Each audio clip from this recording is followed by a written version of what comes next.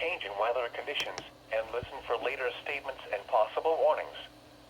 Stay tuned to NOAA weather radio, commercial radio and television outlets, or internet sources for the latest severe weather information.